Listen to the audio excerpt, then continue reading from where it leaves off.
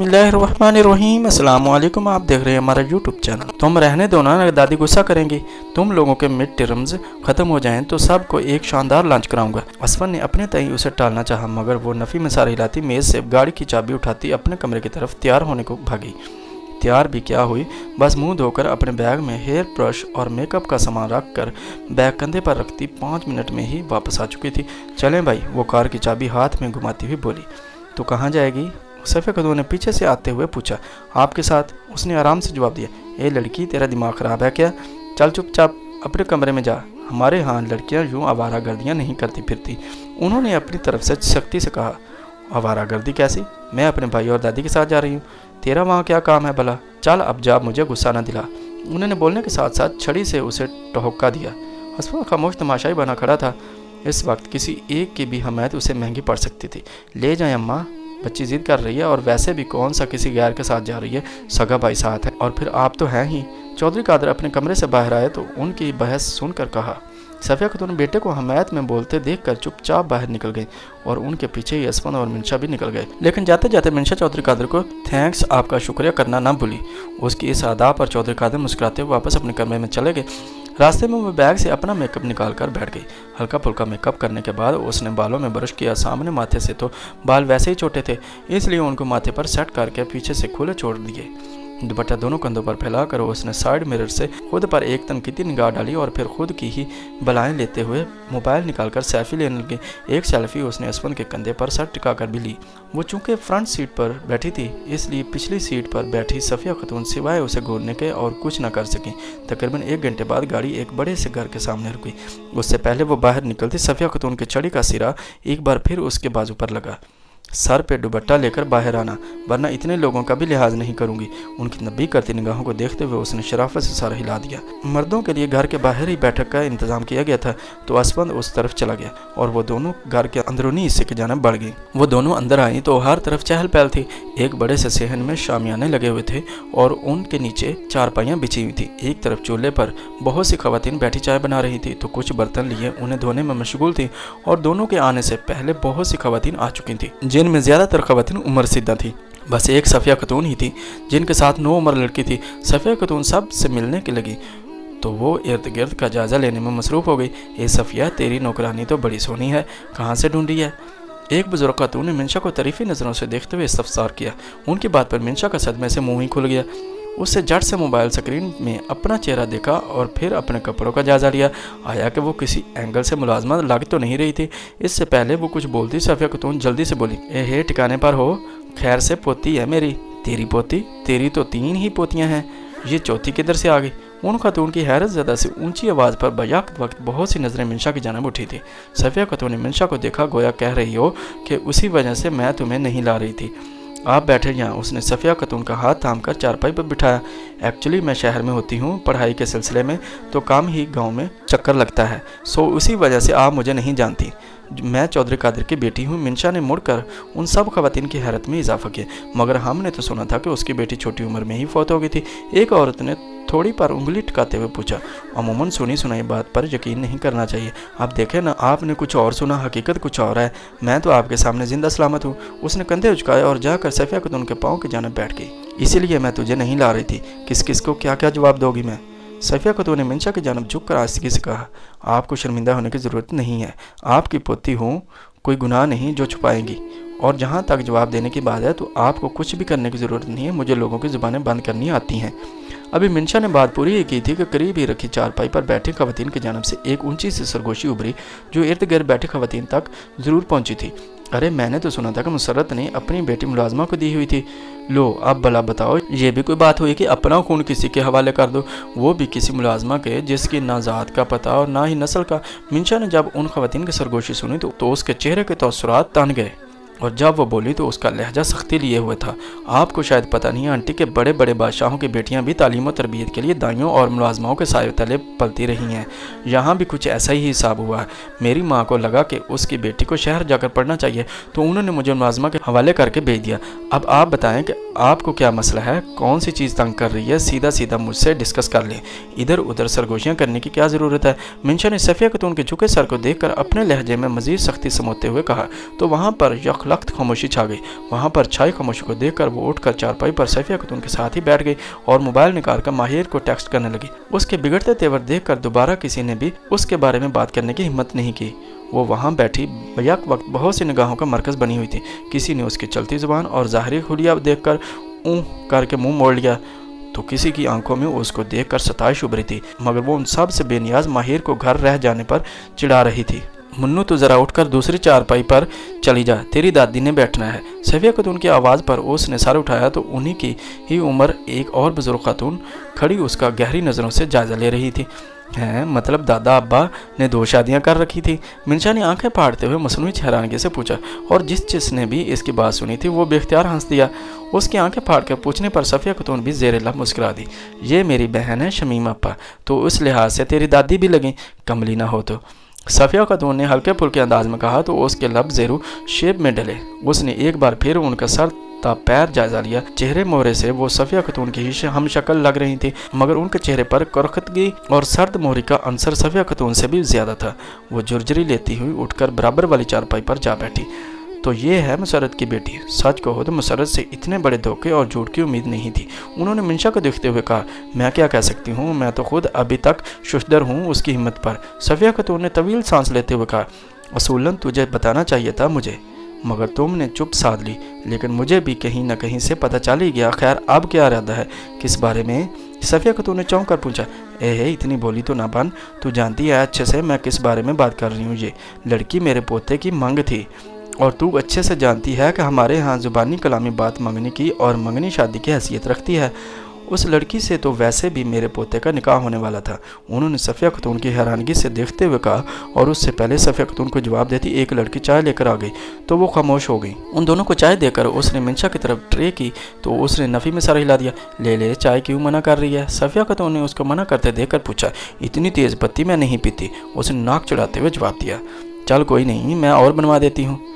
ए लड़की जाके बच्ची के लिए कम पत्ती वाली चाय बना ला। सफिया खातून ने पहले मिंशा और फिर चाय लाने वाली लड़की से कहा तो वो इस बात में सर हिलाती चली गई। उनके इस इल्तफात को शमीम अप्पा ने बगौर देखा था। सफिया खातून ने मेरी बात का जवाब नहीं दिया। सफिया खातून को मौजू से हटते पाकर वो दोबारा बोली। सफिया खातून की बेख्तियार नज़रें मिंशा की जानब उठी जो मोबाइल में से कुछ देखकर मुस्कुरा रही थी। उससे हटकर उन्होंने शमीम अप्पा की अजली सर्द मोहरी और चेहरे पर छाई करख्तगी देखी। उनका सर खुद ब खुद नफ़ी में हिल गया। देखा पा उसकी माँ ने 20 साल तक उसे खुद से दूर रखा और अपनी जिंदा बेटी को मुर्दा तक कैद किया, मगर ये रिश्ता नहीं होने दिया। तो अब तो फिर उसके बाप और भाइयों का आसरा है। उसे तो वो कैसे दोबारा इस रिश्ते पर राजी हो ही गई। तेरा मतलब है कि मैं भूल जाऊं? बीबी होश में तो होना। तब सारा ख़ानदान जानता था कि मैं अपने पोते की बात तेरी पोती से तय कर चुकी हूँ। मुझे लोग क्या कहेंगे? अपनी मांग छोड़ दी। शमीम अप्पा ने गुस्सीले लहजे में कहा। लोगों की बातों का क्या है अप्पा, वो तो करते ही हैं। हमने अपना अच्छा बुरा देखना होता है। अब देखना, अगर लड़की और उसके घर वाले ही राज़ी ना हों तो फालतू की जिद करने का क्या फ़ायदा। और मैं तो कहती हूँ मिट्टी डाल। और शनाज की बेटी खैर से जवान है तो तू ज़ैद का रिश्ता उसी से कर दे, घर की बच्ची घर में रह जाएगी। उनके जवाब पर जहां शमीम अप्पा ने बेयकीनी से सफिया को देखा, वहीं वो खुद भी अपने जवाब पर हैरान रह गईं। उसके बाप भाई नहीं मानेंगे या तेरा इरादा बदल गया है? उन्होंने तंजिया निगाहों से सफिया खातून को देखा। ऐसी बात नहीं है अप्पा, तू गलत समझ रही है। सफिया खातून ने नज़रें मिलाए बगैर कहा। अगर ऐसी बात नहीं है तो ये बेशर्मों की तरह नज़रें क्यों चुरा रही है? मुझसे निगाहें मिलाकर बात करना। वो दबी दबी आवाज़ में ढाड़ी। अप्पा ये जगह नहीं है ऐसी बातें करने की, हम बाद में बात कर लेंगे। सफिया खातून इर्द गिर्द बैठे खवातीन को मुतवज्जह पाकर मिनमिनाई। मिंशा भी अब मोबाइल छोड़कर हैरानगी से दादी को देख रही थी जो एकदम से भीगी बिल्ली बनी बैठी थी। मेरी बात अब कान खोल कर सुन ले सफिया, तू मुझे जानती है कि मैं अपनी ज़ुबान की कितनी पक्की हूँ, इसलिए घर जाकर अपनी बहू बेटे से बात कर। अगर नहीं माने तो मुन्ना उनको मुझे मेरी बहू हर हाल में मेरे घर चाहिए, वरना तू सोच सकती है मैं क्या करूँगी, समझ गई? वो सपाट लहजे में कहती उठी और अजीब सनसनाती नज़रों से मिंशा को देखते हुए चली गई। हर किसी को चुटकियों में उड़ाने वाली मिंशा भी कांप कर रह गई थी। वो झट से उठी और सफिया खातून के पास आ बैठी। दादी ये क्या कह रही थी और मुझे इतने गुस्से से क्यों देख रही थी? मैंने तो कुछ किया भी नहीं। मिंशा ने उनके पुष्ट देखते हुए पूछा। ये कुछ नहीं, सठिया गई है, बस इसलिए बहकी बहकी बातें कर रही थी। तू छोड़ उसको, ये बता तेरी चाय आई कि नहीं? उन्होंने टालते हुए पूछा तो उसने नफ़ी में सर हिलाया। ये लड़की चाय बना रही है कि पाए जो अभी तक गले नहीं? सफिया खातून ने चूल्हे पर बैठी उस लड़की को आवाज़ देकर कहा। उनसे कुछ दूर बैठी शमीम अप्पा ने समझने वाले अंदाज में सर हिलाया। मुझे कल शमीम अप्पा मिली थी, अपनी अमानत वापस लेना चाह रही थी। सफिया खातून ने चौधरी कादर, नुसरत बेगम और असफंद को कमरे में बुलाकर कहा, कौन सी अमानत? चौधरी कादर ने हैरानगी से पूछा। तेरी बेटी उसके पोते की मांग थी, तो कैसे भूल सकता है? सफिया खातून ने उन्हें घूरा तो नुसरत बेगम की रंगत फाक हुई। जिस बात से डर कर उन्होंने इतना बड़ा कदम उठाया था, वही बात आज 20 साल बाद भी बरकरार थी। मिंशा को अपने पास पाकर वो उस वजह को भूल गई थी जिसने इतने सालों तक उनसे दूर रखा था। उनकी बात सुनकर जहां मुसरत बेगम परेशान हुई, वहीं चौधरी कादर और असफंद पुरसकून बैठे थे। वो बात बहुत पुरानी है और अगर ना भी होती तो भी मेरे नज़दीक ना कल इसकी कोई अहमियत थी और ना आज है, इसलिए आप साफ मना कर दें। चौधरी कादर ने संजीदगी से कहा, बात पुरानी हो या नहीं, बात यह है कि तुम्हारी बेटी मांग थी उनकी और वो किसी सूरत भी दस्तबरदार होने को तैयार नहीं। मैंने अपनी तरफ से कोशिश की उनको समझा सका, मगर उनकी एक ही रट है कि वो अपनी अमानत हर सूरत में लेंगी। सफिया खातून ने वजाहत की, हमें अपनी बेटी का वहाँ रिश्ता नहीं करना तो नहीं करना, अच्छी ज़बरदस्ती है। चौधरी कादर ने नाराज़गी से उन्हें देखा। वो धमकी दे रही थी कि अगर उनकी बात ना मानी गई तो वो किसी भी हद तक जा सकती हैं। आप प्लीज़ उन्हें साफ जवाब दे दें कि ऐसी कोई उम्मीद ना रखें। हमें अपनी बेटी जिंदा दरगोर नहीं करनी और ना ही उनके फजूल रस्म व रिवाजों की भेंट चढ़ानी है। हमारी एक ही बहन है और हमें बहुत अजीज़ है, उसके बारे में हम बहुत पहले फैसला कर चुके हैं। अब अगर उनकी तरफ से कोई ऐसी बात हो तो उन्हें हमारे पास भेज दीजिएगा, हम जवाब दे देंगे। आपको फिक्र करने की ज़रूरत नहीं है। असफंद खुश्क लहजे में कहता वो उठा और ज़ोर से दरवाज़ा बंद करता निकल गया, जैसे अपना सारा गुस्सा उसी दरवाजे पर निकालना चाहा हो। उसके पीछे मुसरत बेगम भी निकल गई। ये अभी ना समझ आया, तू कुछ अकल से काम ले कादर, और ठंडे दिल से सोच, कहीं ऐसा ना हो वो दुश्मनी निकाल बैठे। सफिया खातून ने चौधरी कादर से कहा, मगर वो कोई जवाब दिए बगैर चाय पीने लगे।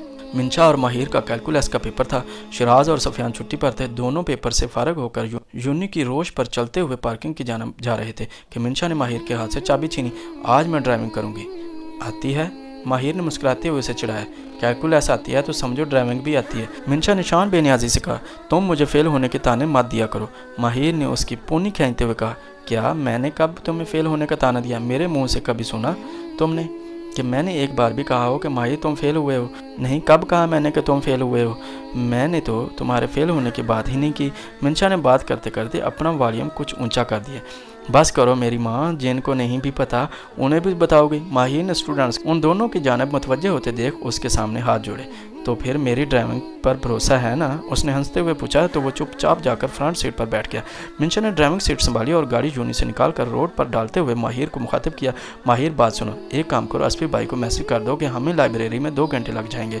मिंशा ने कुछ डेटा लेना है, मतलब अब तुम फिर से वापस यूनी जाओगे? माहिर ने पूछा। अरे नहीं यार, अपन का आज घूमने का मूड हो रहा है, उसने एक्सीलेटर पर पाँव दबाते हुए कहा। ओके जनाब। माहिर मुस्कुराते हुए मैसेज टाइप करने लगा।